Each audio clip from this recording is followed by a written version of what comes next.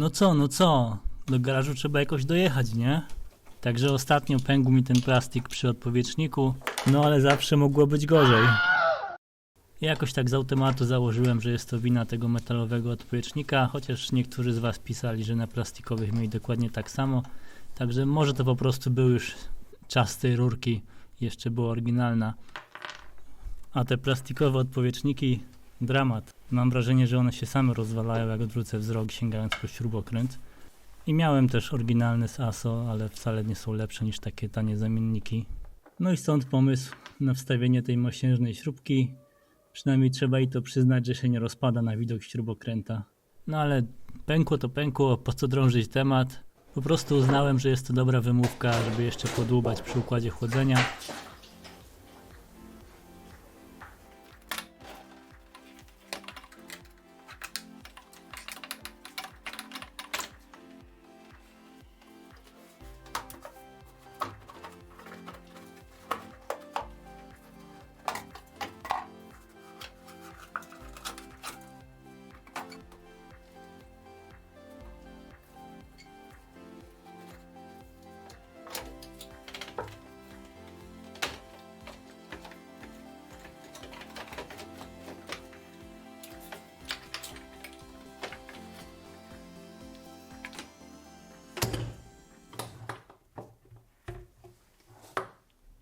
Zobaczmy jeszcze chłodnicę. Już widać pierwsze oznaki rozwarstwienia. Już się pojawił taki minimalny banan.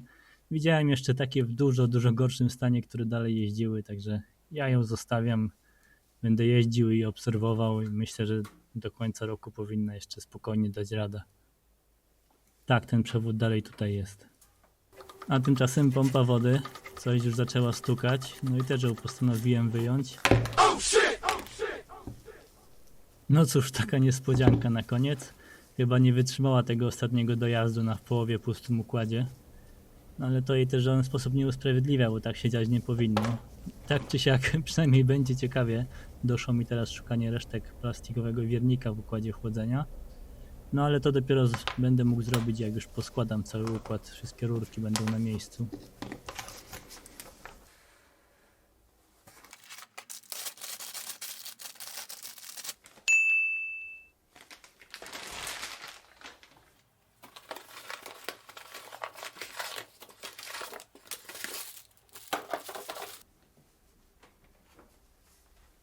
Dobra, wróćmy do rurek. Parę osób mnie już pytało, dlaczego ja ten zbiorniczek wyciągam zazwyczaj z całą tą rurką i z tym dolnym plastikiem. Dlatego, że to złącze tutaj na dole bardzo ciężko czasami odpiąć. A jak zaczniemy szarpać, to tak naprawdę jedyne co nas kontruje to te plasticzki tutaj na dole, więc bardzo łatwo jest tutaj coś połamać. Najczęściej dzieje się tak, ponieważ wycieka płyn wspomagania albo gdzieś tutaj na złączkach, a najczęściej spod zbiorniczka i spływa sobie po tej rurce. No i kapie w dół, a prawie idealnie pod tym jest właśnie ta złączka, która dostaje kąpiel we wpłynie do wspomagania. No i efekt tutaj widać, spuchnięta guma, także niedługo by to zaczęło przeciekać. Dobrze, że udało mi się to wyłapać jeszcze w czasie. A tu jest o-ring, który wyjąłem ze środka, który normalnie powinien ciasno ten plastik obejmować, a tu widać, jak już jest napuchnięty. No i właśnie dlatego tak często ta złączka nie da się łatwo rozpiąć. No jak już mowa o o-ringach, to właśnie też chciałem to zrobić. W niektórych zamiennikach te o-ringi też warto już na start wymienić, bo potem potrafią przeciekać.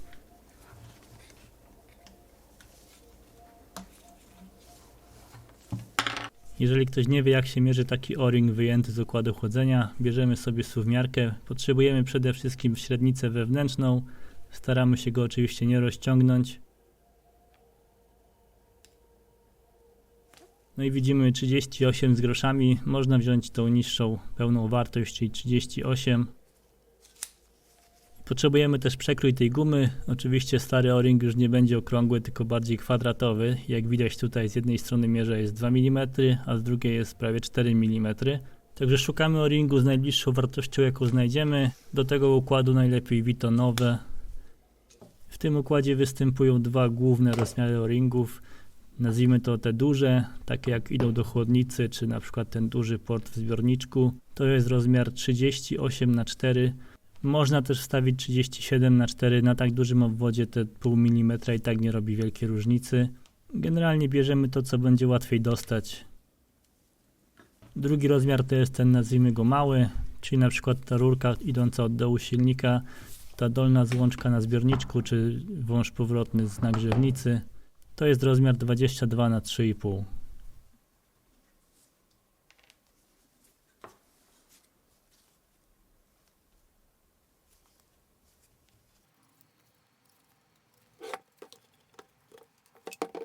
No i ta jedna złączka tutaj przy zbiorniczku to jest 15 na 3. Można też wstawić 16 na 3, chociaż tutaj lepiej dać mniejszy, bo tutaj lubi sobie przeciekać.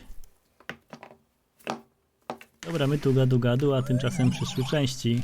Nowe rureczki i kilka o-ringów.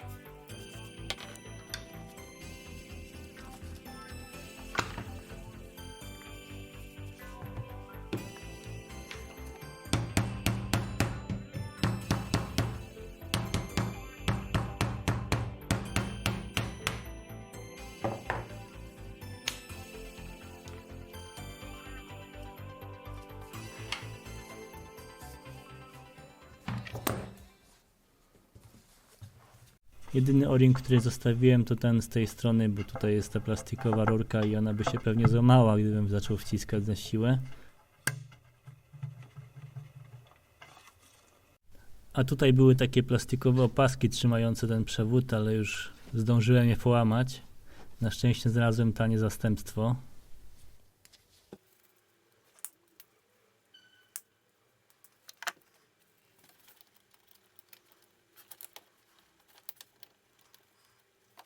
Coś się nie trzyma.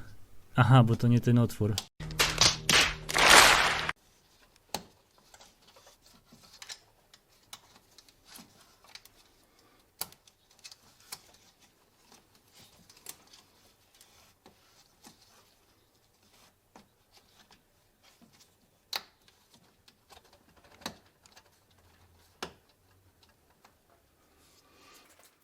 To jest wąż powrotny z nagrzewnicy.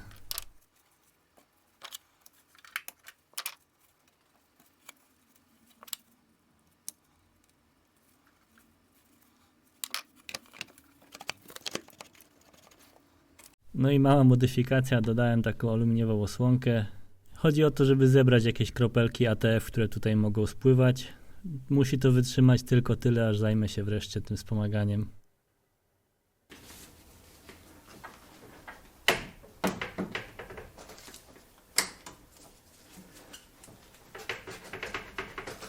No i dobra, układ mam zmontowany, także teraz niestety powrót do tematu połamanego wirnika. Jak nie trudno zauważyć, pompa wody jest nieprzykręcona w tym momencie. Także pierwsza część planu, zalać układ prawie do pełna. Idea jest taka, żeby zalać płynu aż do tego poziomu tutaj w bloku silnika. Spodziewam się, że największe kawałki połamanego plastiku wciąż tam będą. Co prawda ten plastik jest cięższy od płynu i on tak łatwo nie wypłynie, ale jeżeli szybko opróżnię układ chłodzenia, na przykład wyjmując pompę wody, to liczę na to, że prąd wypływającego płynu porwie większość tych kawałków. Dobra, wszystko gotowe, trzymajcie kciuki.